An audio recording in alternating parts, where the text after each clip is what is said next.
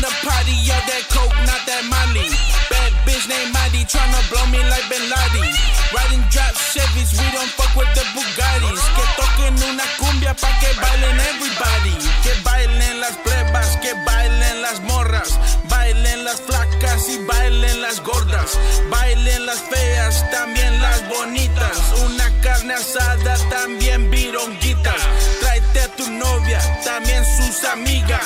Tráete tu tía, que no falten primas. Tráete botellas que sean de bocana. Hit a Scarface for the fucking micheladas. Walk up in the party, all that coke, not that Molly. Bad bitch named Maddie, tryna blow me like Ben Laden. Riding drop Chevys, we don't fuck with the Bugattis. Que toquen una cumbia pa' que bailen everybody.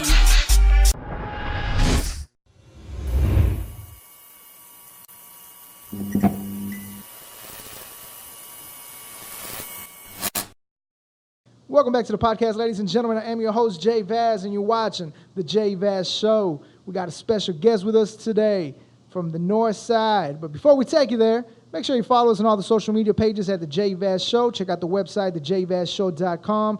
And if you're watching us on YouTube, make sure you subscribe to our YouTube channel. If you're listening to us on Apple Podcasts, Google Podcasts, Spotify, or iHeartRadio, make sure you subscribe to us on there as well. Joining us today, he is El Niño de Oro, the Mewtwo of rap, El Cud del North Side. Bo Bundy, what's up, man? Welcome to the show. What's up, brother? Chilling. I'm glad to be here. Yeah, man. I was just telling you off camera how, I was pretty excited about this. I've been keeping up with your music, and it's different, man. We were just talking to Clever before he left, and it's so genuine, and it's Spanish, English, cumbia. You have a track we're going to talk about here that I like that is not cumbia, that like it was like legit rap, and I was like, everything I appreciate is dope, the love, man. I just, it's genuine because it's actually genuine. Like, it's... So let's get into this, man. Bo Bundy. You know, before you were Bo Bundy, you were Young Codeine Papi. Yes, sir. How did these names come about? All right, so, well, Drake was a Champagne Papi, and me being from Houston, I used to sip lean back then. Not much, but it was just like, every here and then. That shit was expensive. I grew up broke, so it was just every now and then we'll sip some yellow or some shit, But, so it was just Young Codeine Papi, and then eventually it just got to a point where it's like, I need to take this shit serious. I can't present myself to, like, a big label as Young Codeine Papi, So that's when I chose to rebrand as Bo Bundy. Oh, okay. Appreciate you. You had to take out the rapper for, like, YouTube purposes or something? No free promos, bro. Yeah, fuck them. No free promos while I was selling my nephew. Yeah, so... Bo Bundy, agüita guaramil. So you were just talking to us about, the changing your name because you couldn't go to a big label and say, hey, I'm Young Codeine Papi, and it's like, that's not as marketable as, Bo Bundy is more... It rolls off the tongue. It's more natural. It's something people remember. And Young Codeine Papi, like I said, I had a couple of, like, people supporting it, but it's like, that shit wasn't going to play outside of Houston or Texas. Yeah. So that's when I had to make the choice, and that's where I came about Bo Bundy. So, you're from the north side of Houston. Very proud of being Mexican is one thing that I get from your music and just your character on Instagram. Not Instagram. I'm sorry. Twitter. I follow you harder on Twitter than I do on Instagram. But can you talk to us about where you're from and growing up in the north side, and what part of Mexico is your family from and things of that? Okay. Well, I grew up right here off of like Little Mexico, like Little York Airlines, Shady Lane, Aldi Westfield. That's the stomping grounds. And it was just like, my people, my dad's from Acuña, Coahuila, right there's border town from Del Rio. Mi mamás de Monclova, Coahuila. Well, we're from... as we got family out there. Yeah. Well, it's from a little pueblito called Ejido Primero Mayo. Probably like 25 minutes before you get to Monclova, but I say Monclova because it's well known. And, that was just my upbringing. I grew up very traditional household. You know, my dad worked, my mom cooked, clean, and stuff like that. And my first language was Spanish. I didn't know English since I was like 11. So. That's what's up, man. Yeah, shouts to Coahuila, man. I got my sister out there in Monclova. She stays out there. And I got some family in San Buenaventura, Coahuila. Yeah. Yeah. So, how long you been making music, bro? Since, let's see, I was probably in like sophomore year in high school. You young too, because you were just Yeah, calling me so old. I was like 16, but that's when YCP was going on. Yeah. I didn't really start taking shit serious until probably 2016. So what was your first release? Like your first official release? It was a song called Kilo with my homeboy Luso. He used to go by Even Flow. And it was, I think, 4 a.m. and 5 a.m. in Toronto, that Drake beat. Yeah. So it was just like me trying to go on some lyrical shit. I used to try to be very, I came up on West Coast rap. Not West Coast, East Coast. East Coast. Yeah, so I was a big fan of like Big L, Mos Def, you know, Biggie. Biggie was like the bee's knees to me. And so, I came up with the whole hip-hop and stuff like that. So I tried it out. And that was the first song. It was called Kilo. It's not bad. Like, I look back on it, and I'm like, yo, I could reuse this sometime, you know? So,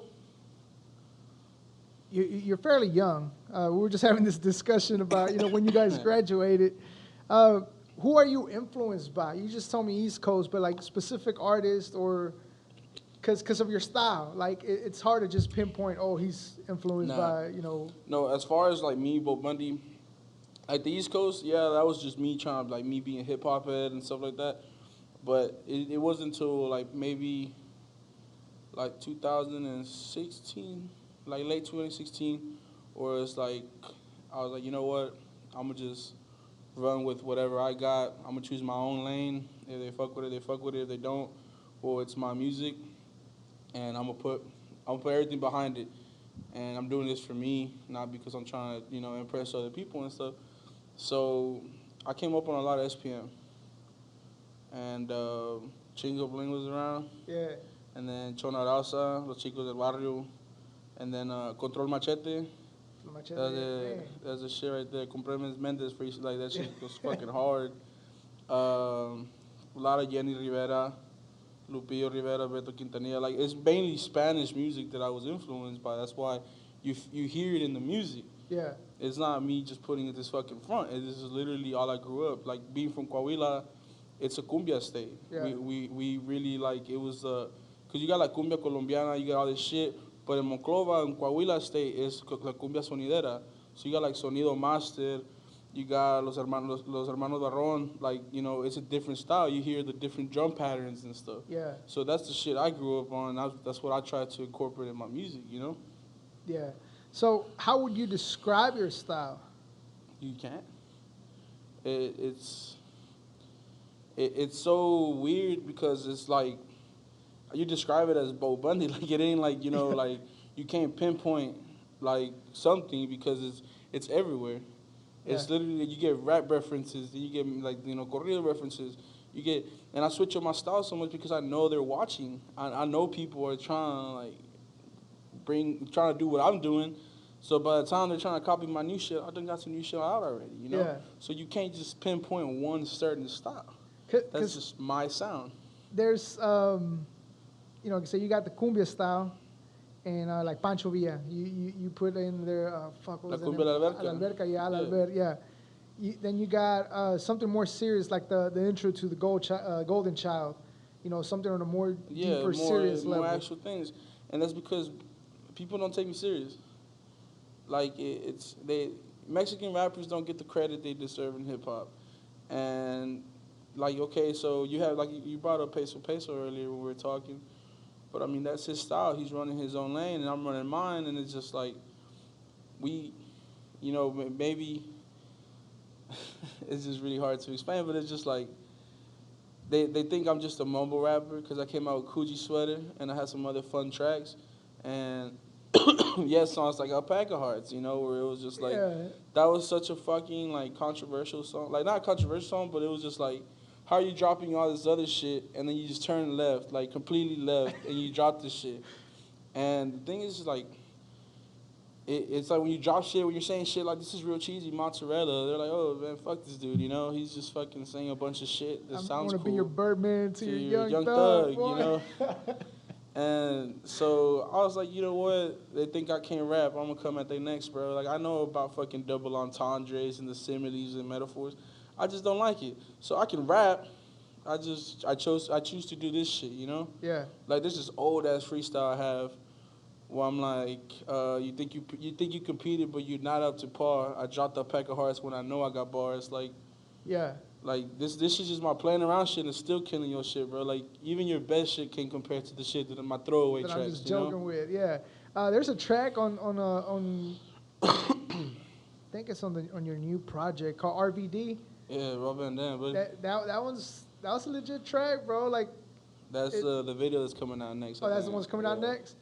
Yeah, when we were listening to it, I was like, see, this is what I like. Because like we just said, you got your cumbia, you got your serious tracks, then you got alpaca hearts, and then you listen to this, and it's like, oh, he does it all. Like, it's like when you fishing, bro. You know, you just go out there with un pinche reel, güey, no agarrar nada, güey. Yeah. Mete siete, güey. One's about to catch, you know.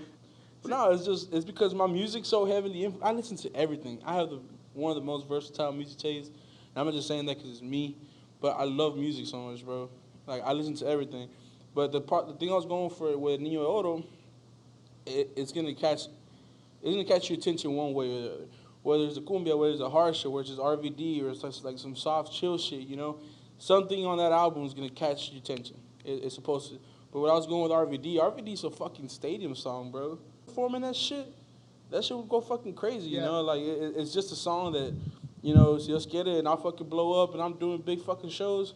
That's a go-to song right there. Yeah. Like, I have a vision for every song. Every song I have, there's a vision and a time and place where I'm playing this song, you know? It's like when I hear RVD, it's just like festival, it's dark outside, and all you hear is, you think I'm sleeping because of pussy good, and then when it drops, just fucking lights, fucking cool smoke and shit, you know? Like, that's the thing about me, I'm always daydreaming, bro. De todo. Everything when I write something, I put it into like how I want to perform it, how I'm gonna do this shit, you know? Bro, that's when I used to do music. To write a song, I would put together a music video. Yeah. In my head, and I was like, okay, I'm gonna talk about this because this would look dope in the video. This would look. So I can fuck with what you're saying, man. One of the things also that I noticed, and you mentioned the idea of fishing earlier. One of the things that I noticed is a lot of your tracks leave you wanting more. Is this purposely done?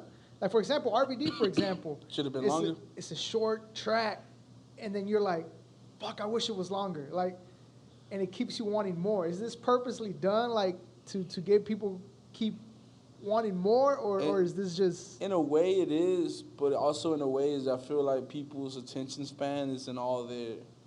I feel like, me personally... Don't ever give me the aux cord, bro. I will play a song until I feel it's good enough to change it, and I would change that bitch halfway, or something like that, you know? Kind of like Coochie Sweater, I only performed the first half. Like, it's a good song all throughout, but I feel like, you know, I feel people only really pay attention to like the first 2 minutes and 30 seconds. That's really what I think. You know, you have songs that are like fucking 5-6 minutes, and I mean, that's you, that's okay. Yeah. That's the shit you like. You know, I'm not bashing people for dropping fucking 6-minute songs. I'm just saying, like, I feel like that's it's like fucking crack, Wayne. Yeah. It's a short highway, but I've never done crack, Wayne. Decent. Decent, pero. I've never tried it myself. No, but yeah, that's one of the things that I was pointing out to my nephew. You know, he's starting to help me with the podcast stuff. Yeah. And I every time we got an interview, I play the music for him, like, hey, this is who we interviewing. And then first thing I told him, I said, the RVD track go hard, but I wonder why it's so short, man. Like, you want more. Like crack. It's like, fuck, I wish it was another extra verse on there. The thing about RVD is that it was kind of like, most of my other tracks that are a little bit longer, I'm splitting the bars. Like, you know, I'm more vibing with it, it's more melodic. So it's just a little bit longer. But in RVD, I'm just giving you bar after bar after bar. Yeah. Like, it was just, so it's technically the same length of lyrics, it just takes me. It was just a faster approach on the song. You know?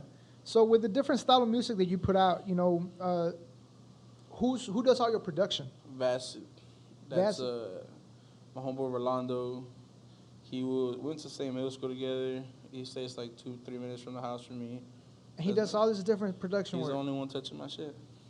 That's even impressive as hell of him, because you would think it's different producers in every track, like everybody else, and it's just... It's the energy, bro. It's the same. He's the most person alike like me that I know. Like, we listen to a bunch of different shit, and it's just like, y'all be like, hey, I'll call him up, and I'll be like, yo, sample Bret Hart's intro, bro. I'm going to do this, and he gets mad because I say that I co-produced everything. But it's just me going like, hey, put that noise here, and do this here, and put this would be cool, do this. And I guess I'm a creative director, but he brings that shit to life. I was about to say, you're very creative, man, because, again, I do follow you on Instagram, but I'm mainly spending most of my time on Twitter. Yeah. And I see everything you post, the way you post it. Tienes, what's that word that I don't even know what word I'm looking for, but everything you say comes out funny because of the way you post it, the way you say it. And, you talk about the Mewtwo of rap, like, who says that, bro? Like, and it's funny to hear it. It's a deeper meaning to that, actually, though. Yeah? So Mewtwo was it was created, He wasn't the first Mew. I'm not the first rapper here.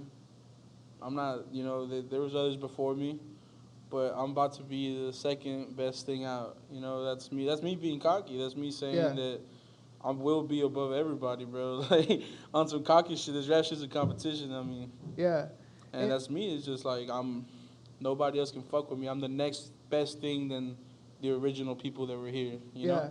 So I'm Mewtwo. Yeah, because it's... But who would have thought of that, Exactly. You see what I'm saying? Mewtwo of rap? And so when I read it on your Instagram, I'm like, this fool, like, it's funny. And it's kind of like what you say, if Travis would have put RBD out, it would be a different reaction. If I would have put, I'm the Mewtwo of podcasts, people are like, shut the fuck up. like you ain't, boy, shut up. So when I read it on yours, I'm like, it just fits your character. And, speaking of your character, we were talking about this earlier about how the vibe that I get from you is that you're proud of being Mexican. Like you're proud of that. And that's dope as shit, because we were just talking about this with Clover previously. A couple years back, people weren't so proud of being Mexican. People were trying to hide it. To hide the fact and that now, we're brown, bro. Everybody's trying to push it so hard out there, but it doesn't come out as genuine as when somebody like you does it. Can you talk to us about why you think that is? I mean, I remember in middle school, like, that shit was, like, it was just very, you being Mexican, like, I remember fucking being called a wetback in middle school, dude. From, like, black people, too, it wasn't just, like, white people, like, it wasn't something that was, like, to it's like, I mean, I don't know, it's a very delicate subject, because if I say this wrong, the Latinx people will take it out of context or anything. But they didn't really give a fuck about us, bro. And I mean, I remember, like I said, I didn't know English, so I was like fucking 11. I knew some. I learned from wrestling, here and there. But it was like, y'all seen that? Like it was, you have a fucking, like it was an action to it. And I remember, like, it was hard being a fucking Mexican, but it was people out here like SPM and Chingo Bling and like people from Houston. They were just like, okay, like, we still put it, we brown and proud, bro. And it wasn't until like social media that people were like, okay, let's run with this. And I feel like a lot of people, I have a tweet, I have to search it up, where in 2014 I said there's a big Mexican wave coming, and everyone's gonna try to ride this shit. And sure enough, bro.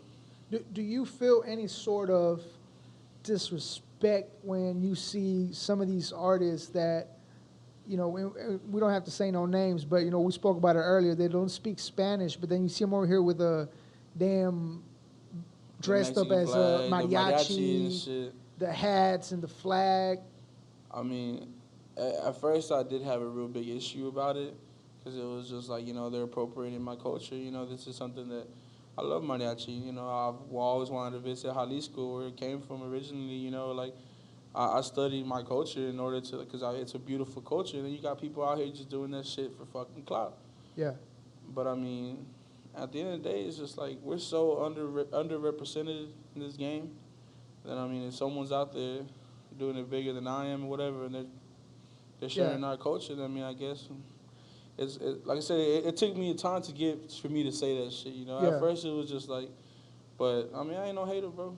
You know, like get it how you live, and like I said, if you out here putting on for our people, even if it's not in the right way. Cause they got their following. Yeah, they got their following. You know what I mean? And it's kind of the same thing like with Cat G when I say he don't even speak Spanish. You know, he's out here just rapping and saying and running with the shit. But I mean, he's opening a lane for basically for people like me. You know, for Mexicans. Yeah, it's making it more normal. He's normalizing the fact that there's Hispanics. We got something to offer. You know, because when I first started rapping, so many fucking doors were closed at me, bro. Like, no one wanted to book the Mexican kid, bro. And that's when I had the braids, I had the grills, you know. I tried to, like, you know, look like these rappers that, you know, that were getting fucking shows. And even then, people weren't fucking with me, you know? You talk about, you know, having the braids and stuff. What made you sit down and say, you know what, this is not what I want to do. This is Bo Bundy now. Like, this is the character now.